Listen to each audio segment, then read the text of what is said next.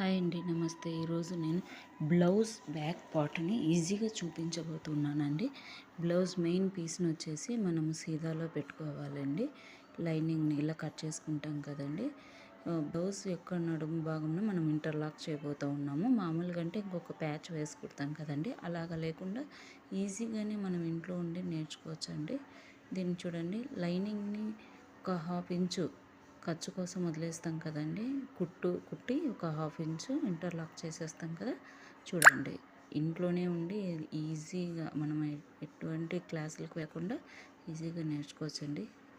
చూడండి, మీకు ఈ వీడియో కింద నచ్చినట్లయితే లైక్ చేయండి, సబ్స్క్రైబ్ చేయండి, ప్లీజ్ షేర్ చేయండి. చూడండి, ఇలాగ లాంగ్ స్టిచ్ వేసుకోవాలి ఒకటి అలాగా. ఎందుకంటే ఇప్పుడు దీన్ని ఉల్టా చేసేసి ఇంటర్లాక్ చేసేస్తాం కదండి. చూడండి,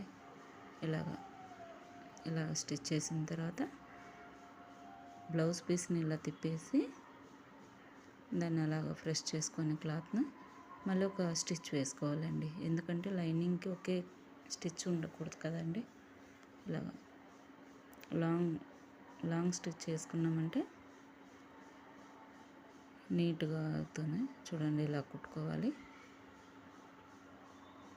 ఇంట్లో ఉండి మేము ఎక్కడికి వెళ్ళలేము, క్లాసులకు వెళ్ళలేము అనే వాళ్ళకి చాలా ఈజీగా ఉంటుంది.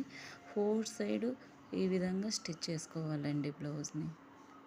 ఇలాగా లైనింగ్ అతికిచ్చేసి ఎక్స్ట్రా కొంచెం కత్తిరించుకో